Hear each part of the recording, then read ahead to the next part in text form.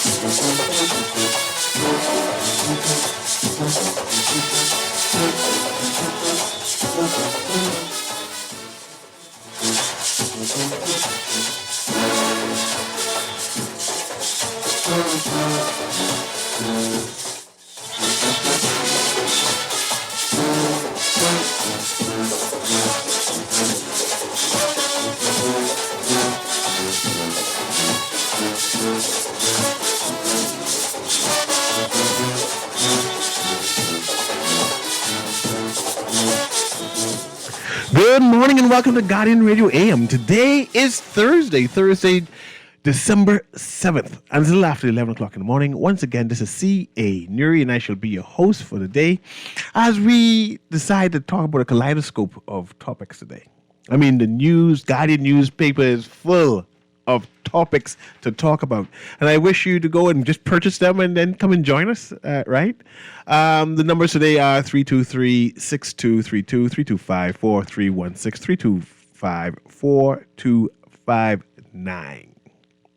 So the reason why we took a while to start, we know we normally start at 11:07, because Aaron and I was debating on which of these news headlines to discuss. One or two things that she said, man, let's talk about that. And I said, we can talk about that, but that's like a subtopic.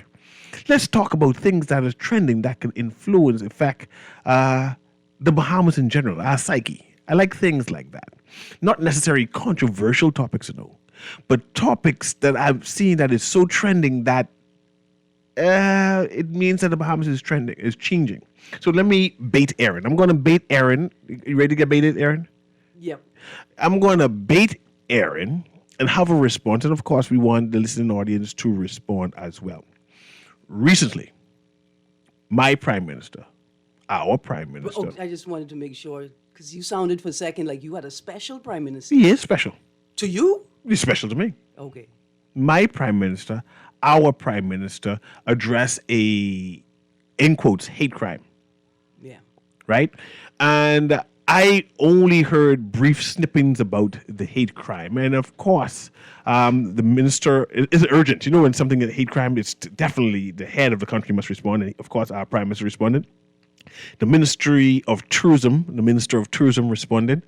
I'm surprised Foreign Affairs hasn't responded as yet, but the U.S. Embassy responded, right? So you know when it involves the U.S. Embassy, this is something urgent that needs critical attention, right? Let me give you the backstory. There's a nightclub. There's a nightclub where we had a tourist came to the nightclub and she was dining and having a good time, and she felt as if she was being discriminated against. And it moved from being discriminated against, where she claiming that she was violently and because of her sexuality. And Aaron's going to pull up the article right now to read that into the records, right? She says she was attacked because she is transgendered, right? Or trans female. Correct term, Aaron. Trans woman. Trans woman. So she's transgender and she's a trans woman. I can let you do all of that right now in terms of the right term. Trans woman. She's a trans woman. And of course, when you hear hate crime, especially in the tourism area, it needs to be addressed immediately, because we pride ourselves of being a friendly and safe environment. And the claim that this was a hate crime targeting a specific group of people is alarming, is shocking, and something that could be detrimental to our tourism product. And of course, the Ministry of Tourism had no choice but to respond. And if they mentioned it's unfortunate, they're investigating. And of course, our Prime Minister responded and said that hate crimes are intolerable, and that is something of concern. It's going to be thoroughly investigated. And like I said earlier, the U.S. Embassy is demanding that a thorough investigation as to what transpired. Things that interest me, right?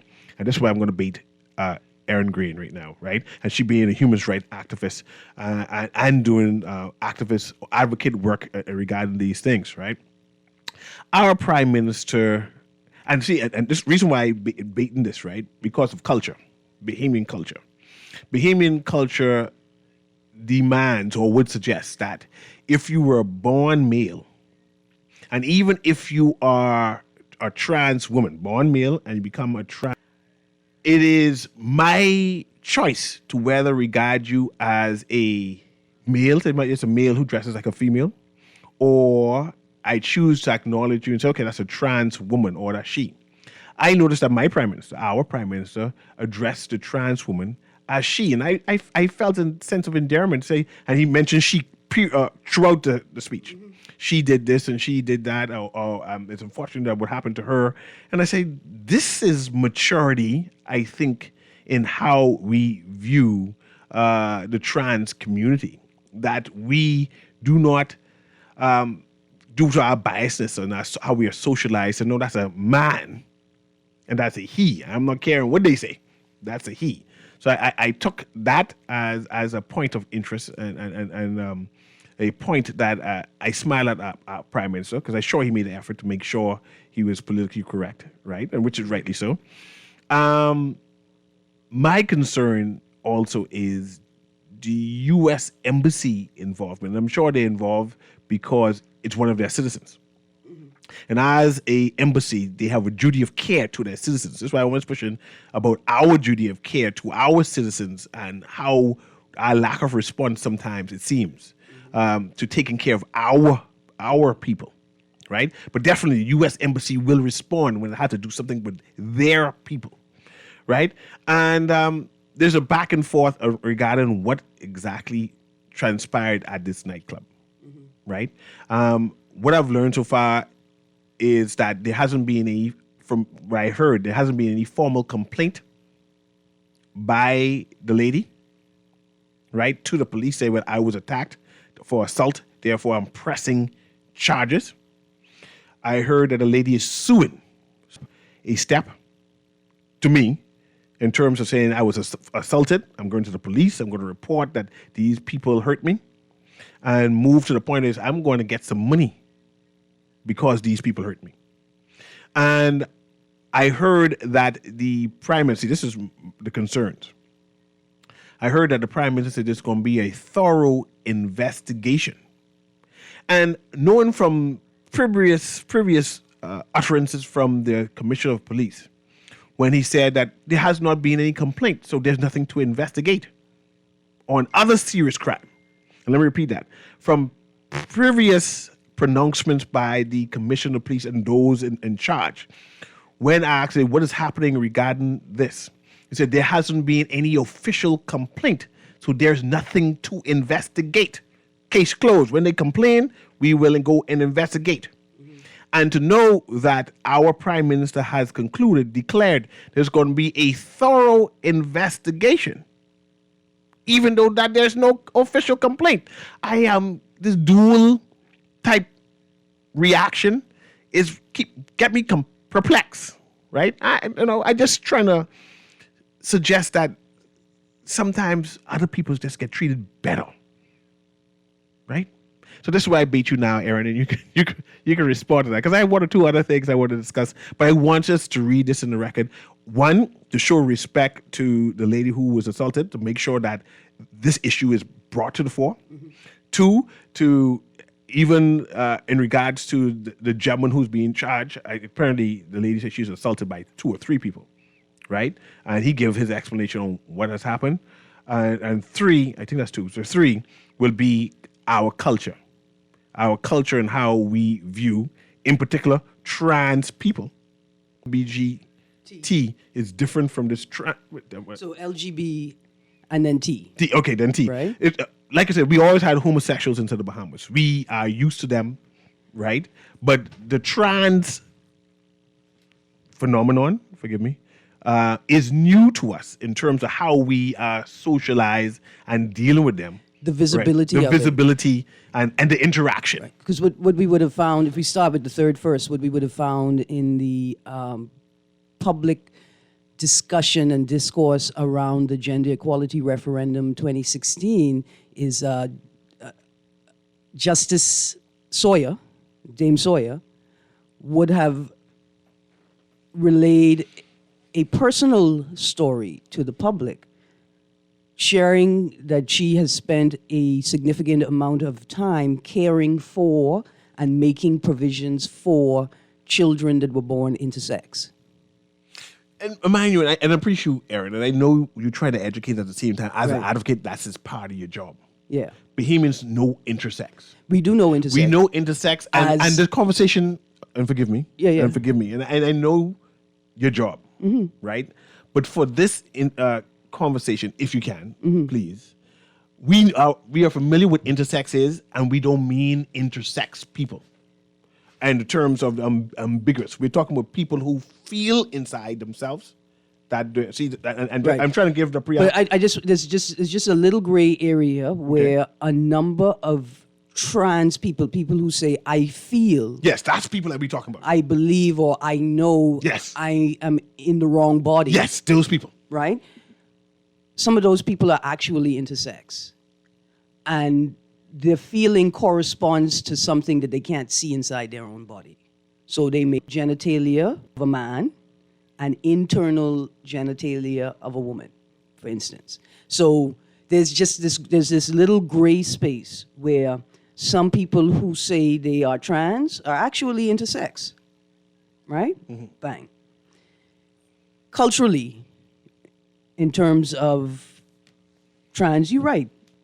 This is the visibility of it is very new, and we're very opposed to it. And there are real reasons why we're opposed to it. People are going to say, okay, listen, it's the Bible, and the Bible says.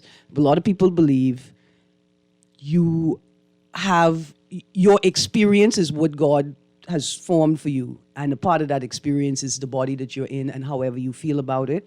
And they think that that's a part of your journey with the Lord. And there's nothing you can do or should do to change that. God is absolute. Bang. There's another space, though, what? Culturally, that we interrogate.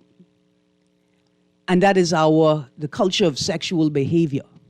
See, when you are loose sexually, when you are promiscuous individually or collectively, then you rely on the rules being enforced. See, if I's a boy and I go to the club every weekend, and my purpose of going to the club is looking for someone to engage in sexual intercourse with, and they say, looking, that's like a joke. Go in there and finding someone to have sex with. I am not interested in all of the rules that adults must follow about sexual intimacy. I'm not interested in who your people is. I'm maybe not even interested in what your name is. I'm not interested in how old you are, because I just assume if you're in the club, you are of age. We don't ask any questions because we rely on a strict enforcement of rules. Is a woman in a nightclub, you better be a woman in a nightclub and not a trans woman, or in their minds, a man pretending to be a woman. See, culturally, we rely on a strict enforcement of the rules so that we could be loose in our sexual behavior. But if we were following the tenets of the faith that we say we hold as premier and paramount in our country, You know, you preach it right, Aaron. you could never fall into it, because you would not be engaging in sexual intimacy in that way. See, that's the cultural part. Yeah. That's the cultural part. Just saying you're preaching, Aaron. We didn't know that, and this ain't helping the conversation. It is helping the conversation. Now, and let me put some more sauce inside it, so I need you to respond. Because see, culturally, this is what we say. Culturally, what we say is, you caused me to hit you. See, I can get to that. See, that's what I'm trying to say. Yeah, but all of behind that there, preamble. all of that is you culture. losing us. You losing us inside the conversation. What I trying to say is, if I am at the club, right, in our culture, and see, this would say culture dictates law to law. I mean, that's a quote someplace, right? If I am in a club, and if I'm flirting, you say promiscuous behavior, whatever it is, I say flirting and talking to you for whatever reason to be the conclusion, right? And you are a trans woman. And as I flirt and a touchy-feely and we going back and forth, right? And I found out through a third party, second party, you know you flirting with a man. Do I have a right to be angry? Do I have a right to react? And I'm not saying that's what happened inside this case, right? Because one story suggested something like that. The next story said, man, I know the person was rude. You have a right. But do I have a right to react and say, listen, man, you with you? And you can tell me, so you know, but I have the same things with you is, but we still can have a good time, you know. So pause. You have the right to have an emotional response. Okay. You want to be angry, be angry. Okay. Who are you angry at? The person who didn't tell me that they have genitalia So you that look like Max. You're not angry at yourself. No, because I do what I normally do. So you're not angry at yourself. I do what manners do. So you're not angry at yourself. Oh, I can be angry at doing what manners do. Do all men do that? All men is flirt. So let's go right there, because you said flirting and then you said touchy-feely. I don't know. Those are two separate. Some people is touchy-feely. Those are two separate acts. Let's talk about it. But, what are the cultural rules around consent? We ain't talking about consent. That's exactly what we're talking about. We talking about. I mean, this is exactly what we're talking about. Thinking and flirting with a woman, and finding out that this woman that he's flirting with also has a penis. So let me ask you a question. You ever flirted with a woman? No, I mean, sorry, I got excited, jumping up quick because I never flirted with a woman. Go ahead. Met a woman, attracted to her, flirted with her, held her hand, talked about taking her out to dinner and what's going to happen after. Listen, I'm waiting. You maybe you at a bar, maybe you at a meeting or a They're hearing you. and y'all two smiling in each other's eyes, and you've thought about all the things you're going to do to each other, and then you realize. And I realize what? Then you realize that that's your first cousin, or worse yet, that's your father's child, your father's daughter that he never told you about. I from Matlins, we school with that. Your sister? No, my sister. So here's what I'm saying. So here's what I'm saying. In that moment, do you have a right to be angry? Sure, you have the right to an emotional response. But that's still different from finding out that the woman that you're talking to also has a penis. That's a different. It's not. It's not? It's not. It's not? It's not. Do you know how surprising that is? Do you know how surprising it is to be kissing someone and then discover that you are blood relative of theirs, an immediate blood relative of theirs? I can forgive and forget that, Aaron. But I can. No, I say I can't picture it. Because incest is also a sin and against the law. I can forgive myself for accidentally kissing a cousin, right? Not knowing. But I don't know if I can forgive myself for kissing a woman that has a penis. See, I know. Here's I don't the think, point. As a change man, in the same way, I've morphed into something else, Aaron. in the same way, I'm different now. whose fault is it? It can't be my fault. Is it her fault for not disclosing that she's your sister? Because you're trying to confuse me, Aaron. I'm not trying to confuse you. You're trying to confuse me, Aaron. The woman with the penis. We're talking about cultural norms around sexual behavior. And we're talking about consent. And the point that I'm making is, You just don't want me to get mad. I want you to be able to manage your emotions responsibly. Because you get mad at someone doesn't mean that you're allowed to hit them or be violent towards them. What's the regular male response if he finds out the woman that he's flirting with, engage in this dance, this romance with, has the same apparatus as he? The normal response is to get physical. No, the normal, here's what, dear men, if you are in a bar and you're talking to a woman, Yes. here's the first thing. Go ahead. Check for out of my Why are you touching her? Because she's touching me. Why are you letting somebody touch you and you don't know who they are? Because What type of mature man have you become? you like to dance, Yes, I do like to dance. and when you dance, do the people touch you when they dance? That's a dance. When I Aaron. dance, we start off face to face. See, you can't come up behind me in the dance and just start whining on me. You don't go to soca That's a music. problem. Because Here's what's Aaron, gonna happen. If I meet you in a club and you shape like how you shape, and you are dancing Right. and using your posture, surely especially for soca, you know, we do carnival now. Right. Surely you will allow me to just press up against you and say, So pause. Right.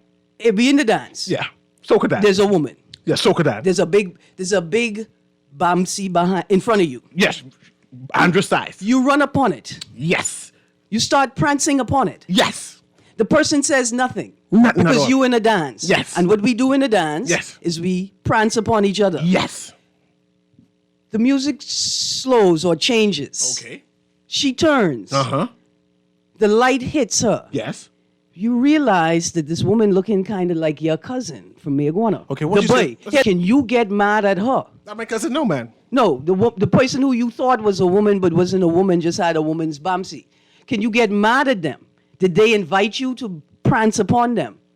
Did you ask them if it would be okay for a dance? Did you get their consent to dance with them? See, how could you get upset if you didn't inquire?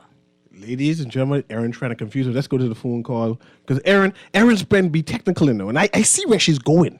But I'm saying if I had to dance, this is soca. You know? And they and it's sticky. You ever heard of sticky behind? What they call it? Sticky. And Is that the language that we use now? I can't see. This is it. It's about cultural. Let's go to the caller and then let's get back to that. Aaron. Good morning, caller. Sorry about that.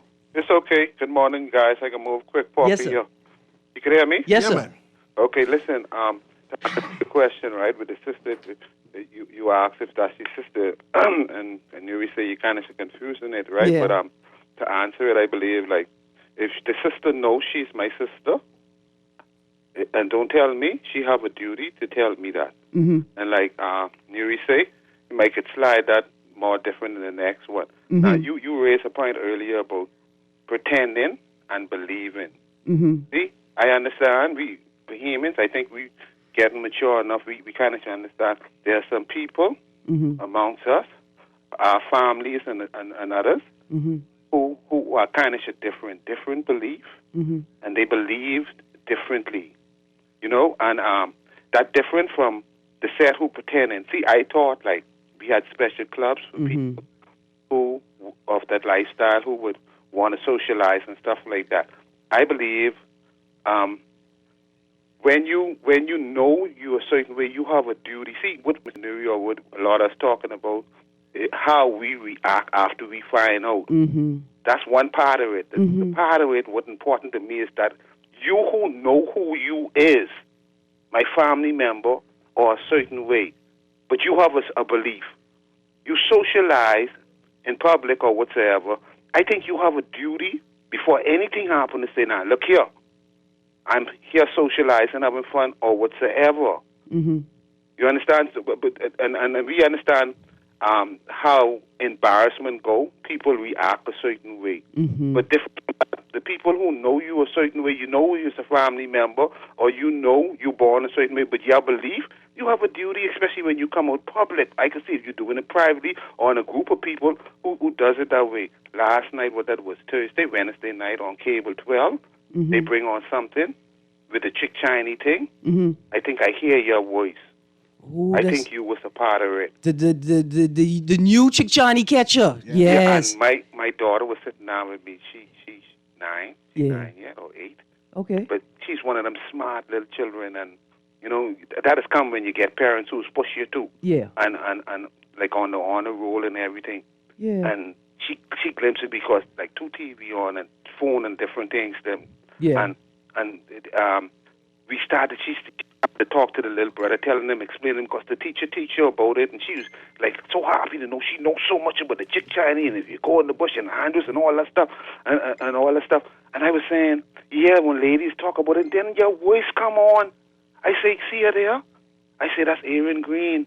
I say, boy, I love her. I say, she's so smart.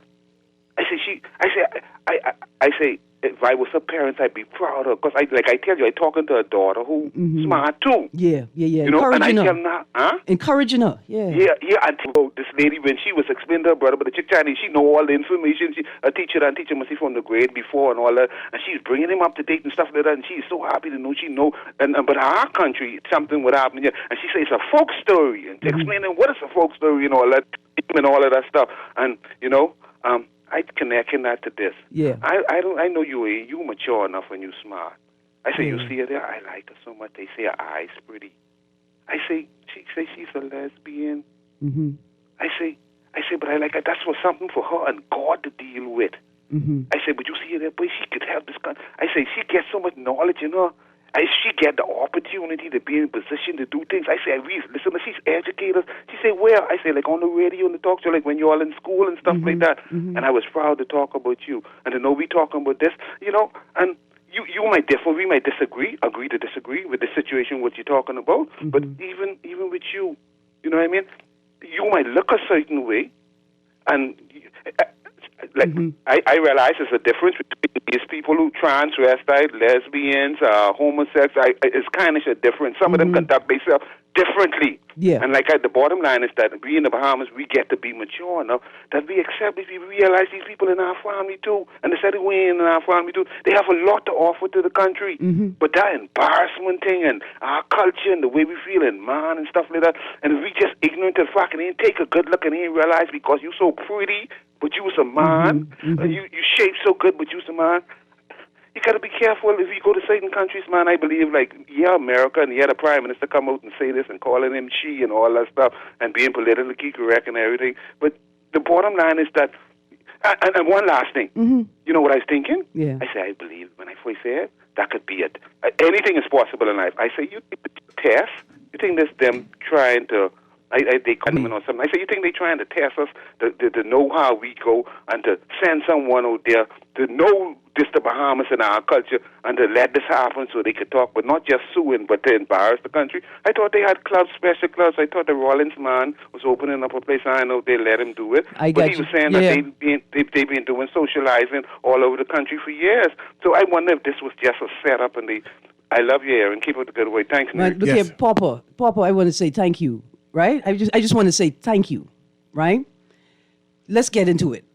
And let's get into it. But we have a caller who's been holding. And plus, Papa, that was my child on that interview, by the way. Yeah. Not the farmer. Yeah, she was interviewing Aaron with that for the Chick Chinese show. So I just want to mention that. Thank you to the Ministry of Youth, Sports and Culture and the Culture Division. And she placed second place inside that competition, actually. Let's go to the caller, then we can respond to that. Yes, respond to Papa. In terms of American policy versus our culture and U.S. Embassy responding in protection of their citizens and our Right. country. And let's talk about the use of the term hate crime as well. Yes, and the use of the term, because hate crime is a serious crime. Absolutely. Yes. Go ahead, caller. I'm sorry about that. We took a while. Caller, are you there? Man. Okay, go Ian ahead. and Marvin Johnson here. Yes, Ian, sir. Good day, good day. how you doing? Good. Newry, I was trying to catch up with you. I didn't catch up with you. I plan to come and see you this afternoon, or this after the show. Yeah, because, Thursdays and Tuesdays and Thursdays were my only day off. Good. But I basically said everything that I wanted to contribute, but I would take it a bit further. That in our society, it's fine to be what you want to be. And like Papa said, once we go out there into the public and we intermingle with one another, we should make it mandatory or some type of law that once you engage somebody, you say who you are. You understand? And that would some of them fellas could dress up really, really pretty. You can't tell the difference. You understand? Or some women could really look like men, and you can't tell the difference. So if someone approach you, you just say, "Now, okay, my name is such and such a person, and this is what I am," and then that person will probably back away or back off. You understand? I just want to take it that much further than what Papa said. Thanks for taking my call. No, man, absolutely. Thank you. So let me ask you this with hate crime. Okay. Let me say this first, and then I want you to define. No, I'm going to go back to Aaron. We're going to have a response. Sorry. Oh, okay, all right. Thank you so much. We have a number of transsexuals who are now officially changing their name. Pre-transsexuals. I mean, beautiful looking, attractive looking. The word, there's a bad term saying they could pass for women. They are women, right? Because I don't want to say diminish them, say they could pass for women. They are women, trans women, right? And when they are out, they have fun. And to me, they tend to be attracted, this is me now, to straight men. Yeah. Is that unfair? You know that you are a trans woman to straight men. I mean, that's not how attraction works. That's not how but attraction I appreciate the dynamic, right? If you're saying, look, you're attracted to people who typically won't be attracted to you, bang. Isn't that a futile exercise? But that's not how attraction works. Imagine the white men in the Bahamas who were attracted to black women in a time when black women weren't allowed to talk to white men without them speaking first. What does that white man do with that attraction? In a world that says any relationship you have with a black woman is a relationship of oppression because you'll always be master and she'll always be servant, right? But put that aside. And we talk about this term hate crime and the need to be very careful when we're using the term hate crime. Hate crime is a legal term developed in another jurisdiction to indicate an act that occurred solely because of a hate for someone or some aspect of them. Like you see a person who looks like a man with a full beard, but they have on all of the makeup of a woman and they're wearing a dress, and this infuriates you. You don't know why they're there. You just run hard and you act violently towards them. There's no other consideration, no other interaction. You don't know them. The crime is motivated purely because of their perception of you. That's a hate crime. But sometimes we confuse other acts with hate crimes, right? We have to be very careful when we are ascribing that label to something. That is what it is. For instance, in the Bahamas, somebody's going to say, hey, I didn't just hit that trans woman because they're a trans woman. I will admit that I was angry. I will admit that I hit them. But I hit them because we were actually in a relationship and they threatened to out me. So that's why, because they threatened to out me is why I did it. It's not a hate crime, right? Or, yes, I killed that person, but not because they're gay. I killed them because they owed me $50,000 and they tell me they ain't paying me back, even though the person that was killed is a gay person. And so as an advocate, I tell other advocates and people that we have to be very careful when we ascribe, when we use this label hate crime, because it diminishes the work, right? It diminishes the work. Sometimes people are in conflict for other reasons. And it's important to get to the root of that. It is a very heavy label. I appreciate the Prime Minister's response, bringing attention to it. I have a feeling that he responded and the state's mechanisms responded so quickly because the phrase hate crime was used. They wanted to show the world, if the term hate crime is being used, we are taking it seriously. And then we investigate whether the details of the actual event warrant the term hate crime. Even though there hasn't been any complaint? But see, this is it. I appreciate the Prime Minister. One of the callers used the term political correctness, right? I appreciate the tone that the Prime Minister took. Say, look here, we're going to accept that label and then we're going to investigate and go through it. This has happened over the last, 3 days? 2 to 3 days. We know the pace of government and the interaction between different agencies. The Prime Minister may have spoken without actually having been briefed by Royal Bahamas Police Force. He could do that? I mean, Yeah, that's your Prime Minister. Yeah, that's my Prime Minister. He does it all the time. Yeah, okay, sorry. So, but we're not diminishing what may or may not have taken place to the woman. Because we're talking about the impact of foreign policy, the impact on tourism. It diminishes our work as local advocates if we just ascribe hate crime to every single thing that happens. How serious is the term hate crime? It's extremely serious. Now, what if the Bahamas is labeled as a hate crime of transgendered people? Is that a serious thing? Can we say, man, that's those transsexuals, don't worry about them? Okay, so I think it is a serious thing to be labeled that. I think it's also a serious thing to be mislabeled that, right? I think we are seeing violence towards trans people. Here in the Bahamas? Yeah, man, we see violence towards trans people here in the Bahamas. We have incidents of men outside of gay bars, spaces that are known to be gay bars, that look effeminate, being attacked. There's a particular story of a group of men who were outside a club opposite Junkanoo Beach. Let me ask you this. Right. No, this is important. Remember Slick Vic. Right. Brother Vic. Brother Vic, I just remember the right name for him, right? Right. He was trying to open a club and violently, when I say violently, passionately, we can burn it down type threaten type things, right? Is that a hate crime type verbiage? That we don't even want to allow them to have their own space to be safe? That borders on hate crime. Like what why are you gonna just threaten to burn it down? People can't have their own space to be in. You're just doing it because they're gay. So we don't want them inside our club, and then we don't want them to have their own club. Right. That's a hate crime. Right. That's hate. That's you just don't want them here. Right. That's hate. One of the things Papa sort of said is like, hey, and I read Papa saying like, hey, wouldn't it be safer for trans people if trans people socialized in spaces created for the gay community? Wouldn't it just be safer? Wouldn't there be less risk? Right? Because if I am a man or a woman and I come into this space, I'm going to assume that the people in this space are queer, like me. You're right, they're LGBT, one of the letters, like me. And so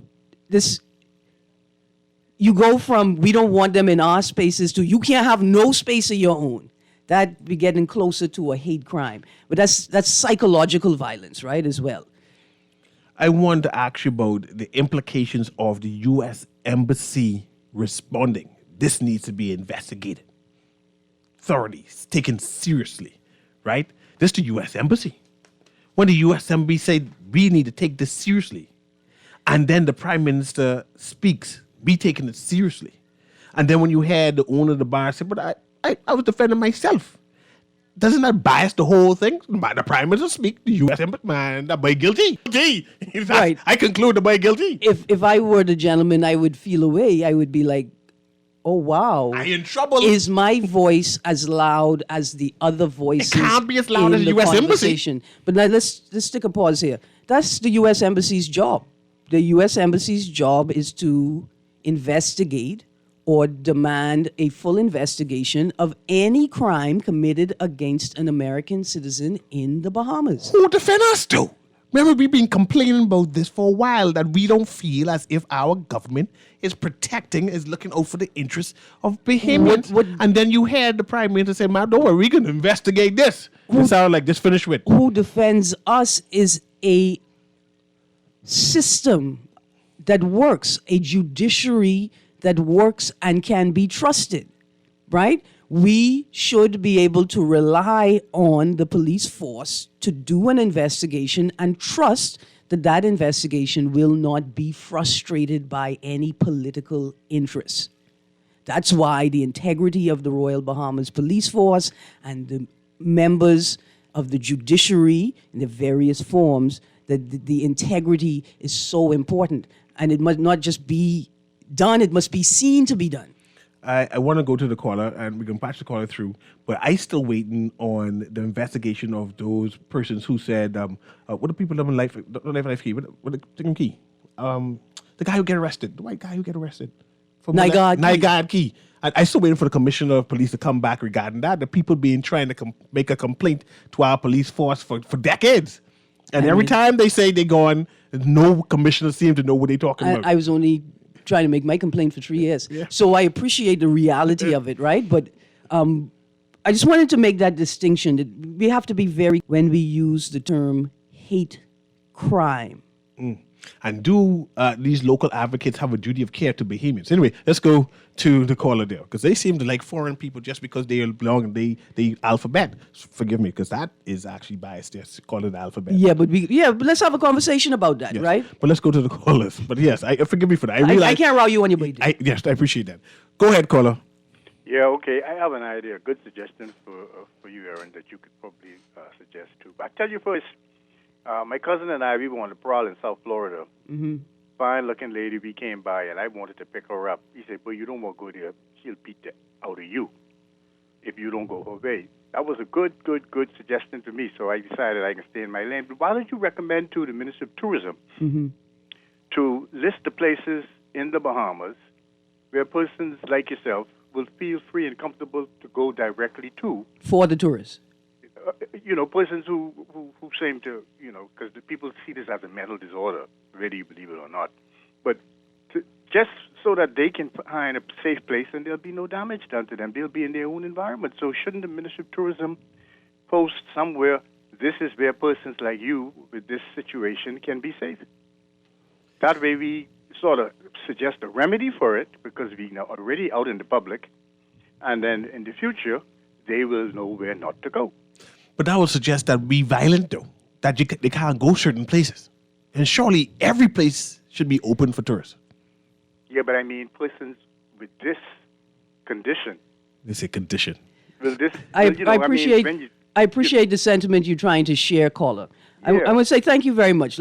Is it possible for the Ministry of Tourism to partner with our hotel stakeholders to ensure that any of our LGBT guests, whether visible or not, whether they identify themselves or not, for members of the LGBT community. But Bahamians can find out. But as soon as we find out, we can say they got a Christian council to come there and say, shut it down. Now, you suggesting, in the same way that the caller may have been suggesting, that we are inherently violent, and this is what we should expect from Bahamians. I would like to set the matter straight. What I have found as an advocate over the years, right, that incidents like these happen for several reasons. The first is they were in a bar, people are drunk. When people get drunk, some of the social rules go out the window. Mm-hmm. Bang. Whether it is the trans woman who is drinking, the other people in the bar who are drinking. You're in a place where people get intoxicated, they come to get loose, things can happen. Mm-hmm. Bang. B, I have found that incidents arise after a political statement is made. So, for instance, in around, I think it may have been 2005, there was a show at Hard Rock Cafe. This show was in its 11th iteration. The visitors, they come once a year. They have, as a part of a cruise, they have a party night, Bang. What had happened a couple of days prior to that is that some political wannabes, people who were trying to carve out a space for them in politics, found out about it. And they raised an alarm and they started spreading, some of them spreading nasty rumors about what was going to take place at the event. I was present when the authorities came in and raided the event. And listening to the commentary leading up to the event, what I could hear at the event, and post, simply somebody decided that they were upset, they didn't want it to happen, and they set a series of events in motion. Let's go to the callers again. Producer, patch the caller through. Go ahead, caller. Can you hear me? Go ahead, caller. Can you hear me? Let's go to the next one. Go ahead, caller. Can you hear me? Yeah, good morning, Ms. Green, and good morning, Mr. Newry. Morning. You know, I don't condone these lifestyles, but like the caller say, we know that these people are incorporated in our family, in our society. This is a very quick fix here. We know that there's a social revolution going on, right? So all that means is there will be a paradigm in which nightclub owners will be able to disclose, to be socially responsible. Also, being that the LGBTQIA is so multifaceted, some people are bi-curious, might be even tri-curious, whatever, right? But they would be able to identify themselves by color bands, just like whatever. And then just like how they do biological weapons, you'll be able to identify that this person is bi-curious. 52, that's Or by putting a star on their chest. Or whatever. Right? I tell you why I say that, Aaron. It's hard for me at my age. I was at a restaurant the other day, and it was a beautiful lady walked in. She was wearing a short pants, but she just walked past everybody. I didn't look, but I saw her. And so subsequently, there was another young lady that followed her, looking kind of butchers. I mean, like masculine, right? Presenting. Yeah, and so what happens is I've come across instances in which you present yourself to a female, and then there's a female coming and saying, that's a woman. So this is a way to identify for people and avoid these type of problems. I'm just being naturally biological here. With attraction. You see what I'm saying? So I'm at my age, I'm able to control myself, but maybe we should identify ourselves as who we are. And most of us, the crux of this is deception. Most of us are accepting deception. So we shouldn't allow someone to deceive. The problem lies within the deception. So once you make known, saying that there's a social revolution going on here, it's not really male and female no more. And so you have to identify yourself as that. Be bold, come out of the closet, and just express what. But here's what I do. When I see, because my brother told me, he was downtown the other day, he said he saw a very muscular faggot dressed like a woman. No, 52, you can't use that word, man. Look how you had a good conversation. We had to cut you. He's having a good time. That's like calling people the N-word, man. Okay, so disclosure is a very big thing, right? I can tell you why disclosure is a very big thing. Because many times our fears, our concerns, the things we call phobias are rooted in real experiences. Whether our reconciliation or processing of those experiences are valid is another thing, but the experiences are very, very real, right? We feel like we've been lied to, many of us, from childhood. I'm talking about us in the Bahamas, young people growing up. There's this lack of trust, right? There's this lack of honesty, lack of transparency in almost every aspect of our lives. And so when we come to our most vulnerable spaces, right, whether we believe it is vulnerable or not, we're talking about sexual intimacy, we have very strict and tight rules, and we do not expect to be lied to. As simple as that. When it comes to sexual intimacy, disclosure and honesty are very important things. But let's go to we got to go to a break. Producer, can we take the caller quickly? We got to go to this break. Caller, please hold on if you can. We get to you on the other side of the break as we continue to walk through not treacherous, but complex conversation. Too late? Bye, we have 2 more minutes. Okay, let's get him, and then we go all together. Go ahead, caller. Can we hear you? Once again, in the same topic you're talking about, but this situation we got going on in our country now. These same tourists, what we call our bread and butter, these people travel the world, right? They don't only come to the Bahamas. Now, I put it to you like this, Ms. Green. If you're going to a Muslim country. And a Muslim country say, in our land, we don't do this and we don't do that. When you head into that Muslim country, a woman... Sparky, We ain't Muslim? since you already called me rude before I cut you just now, yeah, no, we don't do that here. Also, we're not making people wear labels like the Africans, the disabled people, and the people of Jewish descent had to do in the Holocaust. We ain't doing that. We're not making Africans wear their hand around their neck to signify that they were a thief. We ain't doing none of that. None of that. None of it. Anyway, we gotta go. We gotta go. I'll try to bring this conversation up again another time. Because we need to talk about it. And I want to thank the callers in particular, like Papa, your contribution was wonderful. Man, thank you. Okay. And I'm just finding notice that the trans lady was charged before the court. Only one person was charged. Yeah. That is interesting. Yeah, we continue this conversation. Have a wonderful day. God and Renee.